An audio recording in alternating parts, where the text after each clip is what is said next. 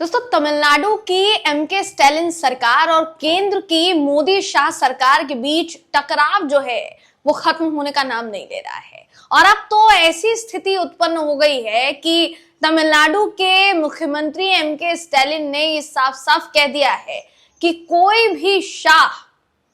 भी शाह तमिलनाडु में शासन नहीं कर सकता। यानी उनका निशाना सीधा सीधा गृह मंत्री अमित शाह की तरफ था। अब उन्होंने कहा क्या क्या है ये आप जानेंगे तो आप दंग रह जाएंगे। देखिए, ये जो टकराव की स्थिति है ये आज से उत्पन्न नहीं हुई है। सुप्रीम कोर्ट का फैसला जब से गवर्नर और राष्ट्रपति को लेकर सामने आया है दोस्तों, तब से ये जो टकराव है, ये जो भिड़ंत है, ये जारी है। अब क्या कह दिया एमके स्टालिन ने, ये जानने के लिए आखिर तक इस वीडियो में आप बने रहिएगा। आखिर तक बने रहिएगा तो आपको बताऊंगी कि पूरा मामला क्या है। नमस्कार, मेरा नाम है जयंती झा और आप देख रहे हैं देश नीति। दोस्तों, तमिलनाडु की एमके स्टालिन सरकार लगातार केंद्र की मोदी सरकार को, अमित शाह को चुनौती दे रहे हैं। चाणक्य अमित शाह की तमिलनाडु में एक नहीं चलेगी, इस बात का सीधा सीधा संकेत दे दिया है किसने? एमके स्टालिन ने। शायद तमिलनाडु अब वो राज्य बनने वाला है दोस्तों जो लगातार केंद्र सरकार के नाक में दम कर रहा है। इससे पहले परिसीमन विवाद को लेकर जो है मामला छिड़ा था, उस पर अमित शाह और सीधा सीधा तमिलनाडु सरकार के बीच में टकराव की स्थिति उत्पन्न हुई। फिर उसके बाद बिलों को लेकर राज्यपाल से जिस तरीके से भिड़ंत हुई और उसको लेकर सुप्रीम कोर्ट डायरेक्ट पहुंच गए एमके स्टालिन, उसका भी जिक्र जो है उन्होंने किया है अपने बयान में।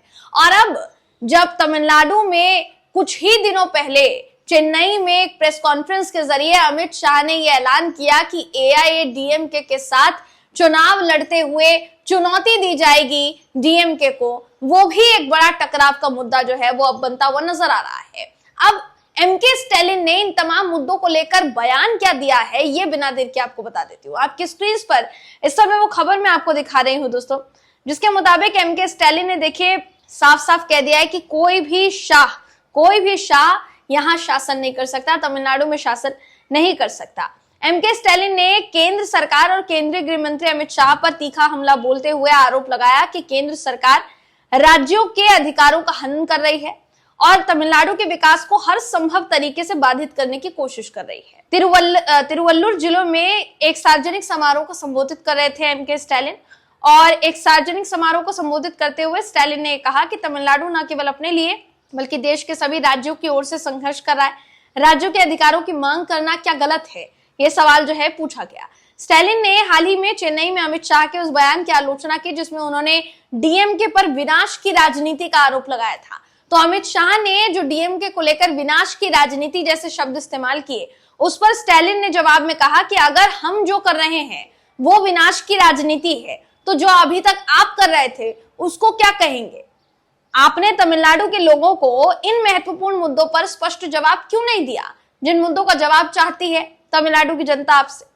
2026 के विधानसभा चुनाव में भाजपा के तमिलनाडु में सत्ता में आने के दावे को भी खारिज कर दिया उन्होंने और ये कह दिया साफ साफ कि कोई भी शाह यहां शासन नहीं कर सकता क्योंकि ये तमिलनाडु है। ये कहते हुए दिखाई दिए दोस्तों एमके स्टालिन। एमके स्टालिन के जो तेवर हैं, जब उन्होंने दिखाए हैं, केंद्र की मोदी सरकार को मुंह की खानी पड़ी है दोस्तों। ये बात आपकी जानकारी में होगी कि परिसीमन विवाद को लेकर जब मुद्दा छिड़ा था, जब ये लड़ाई कहीं ना कहीं आप कहेंगे तो एक तरीके से देखा जाए तो केंद्र सरकार बनाम राज्य सरकार जो है वो हो गई थी, उत्तर बनाम दक्षिण की लड़ाई जो है वो हो गई थी। उसमें अमित शाह ने सीधा सीधा ये कह दिया था कि ये जो भी हो रहा है ये गलत है। और अब उसी पूरे विवाद पर कहीं ना कहीं एमके स्टालिन ने दक्षिण के तमाम राज्यों से जितने भी विपक्षी नेता थे उनको एकजुट करके न सिर्फ अपना शक्ति प्रदर्शन किया बल्कि बैठक की, और उस बैठक में यह कहा गया कि अगर परिसीमन होता है और जो हम कह रहे हैं उसके मुताबिक नहीं होता है तो ये तमिलनाडु के साथ कहीं ना कहीं खिलवाड़ होगा, उसकी अस्मिता के साथ खिलवाड़ होगा। तमिलनाडु के अधिकारों को कम कर दिया जाएगा, संसद में तमिलनाडु के सांसद कम हो जाएंगे, उनकी सीटें जो है वो कम हो जाएगी। इस बात को बार बार एमके स्टालिन ने दोहराया। उसके बाद अगर देखा जाए राज्यपाल से जुड़ा जो विवाद था दोस्तों, वो तो अभी तक थमने का नाम ले रहा है। उस पूरे विवाद पर किस तरीके से जगदीप धनखड़ ने हमला बोला सुप्रीम कोर्ट पर, यह भी सबने देखा, क्योंकि पूरे मामले को लेकर सुप्रीम कोर्ट ने राज्यपाल को फटकार लगाई थी और कहा था कि आप किसी एक पार्टी के राज्यपाल नहीं हैं, आप राज्य के राज्यपाल हैं, गवर्नर हैं, आपको किसी पार्टी के कहने के मुताबिक काम नहीं करना चाहिए, आप एक संवैधानिक पद पर विराजमान है, आपको संविधान के मुताबिक काम करना चाहिए। ये सलाह, ये मशवरा जो है, ये नसीहत जो है सुप्रीम कोर्ट की तरफ से राज्यपाल को दी गई थी। और उसके बाद मामला राष्ट्रपति के पास पहुंच गया तो जगदीप धनखड़ का उस पर बयान सामने आया था। हालांकि अभी हम जगदीप धनखड़ के बयान की बात नहीं करेंगे, एमके स्टैलिन ने आगे इस बयान में जो कहा है वो आपको बता देते। उन्होंने ये भी कहा कि केंद्र सरकार तमिलनाडु के विकास को रोकने की कोशिश कर रही है, फिर भी राज्य राष्ट्रीय रैंकिंग और सांख्यिकीय सूचकांकों में शीर्ष पर बना हुआ है। स्टैलिन ने विकेंद्रीकरण की वकालत करते हुए कहा कि केवल एक माँ को पता होता है कि उसके बच्चे को क्या चाहिए। अगर दिल्ली में बैठा कोई व्यक्ति ये तय करेगा कि क्या देना है तो वह माँ इसका विरोध करेगी। यानी वो खुद की तुलना जो है कहीं ना कहीं एक तरीके से देखा जाए तो तमिलनाडु की माँ के तौर पे कर रहे हैं और केंद्र की मोदी सरकार को बता रहे हैं कि केंद्र की मोदी सरकार ये तय नहीं कर सकती कि तमिलनाडु की जनता को क्या चाहिए। तमिलनाडु की जनता ये तय करेगी और अगर उनको हमें बिठाना होगा वापस सत्ता में तो वो हमें ही बिठाएंगे। प्रधानमंत्री नरेंद्र मोदी जी ने रामेश्वरम में एक बयान दिया था कि चाहे हम जितना दे दें वो शिकायत ही करते रहते हैं। इस पर भी स्टैलिन ने ये पूछा कि क्या राज्य केंद्र से अगर समर्थन मांगता है तो वो उसके कारण भिखारी हो जाता है।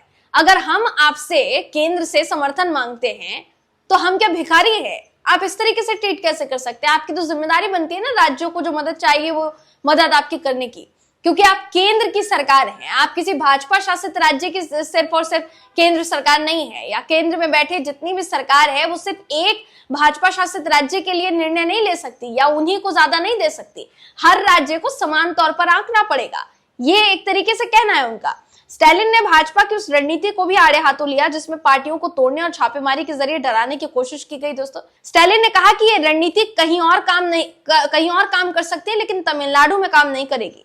2026 में फिर से द्रविड़ मॉडल की ही सरकार बनने जा रही है, ये स्टैलिन ने कहा। साथ ही जाते जाते चेतावनी तक देकर गए कि अगर तमिलनाडु के रास्ते में रोड़े अटकाती रही सरकार तो राज्य कानूनी तरीकों से इन बाधाओं को दूर करेगा। तमिलनाडु कभी दिल्ली के नियंत्रण में झुकेगा नहीं, हम एक अनूठी पहचान और चरित्र वाले लोग हैं, ये कहना है दोस्तों तमिलनाडु में डीएमके के प्रमुख और तमिलनाडु के मुख्यमंत्री एमके स्टैलिन का।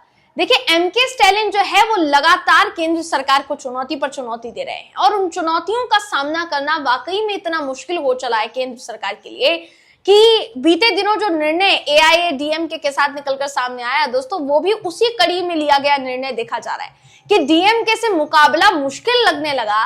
क्या इसलिए एआईएडीएमके के साथ आकर चुनाव लड़ने की घोषणा करनी पड़ी अमित शाह जी को? तो आपको क्या लगता है एमके स्टैलिन के ये जो तेवर है आगे जाकर और कितनी मुश्किलें खड़ी कर सकते हैं अमित शाह के लिए या केंद्र की मोदी सरकार के लिए? कमेंट करके हमें जरूर बताइएगा। अगली वीडियो में मैं आपसे फिर मिलूंगी, तब तक के लिए नमस्कार।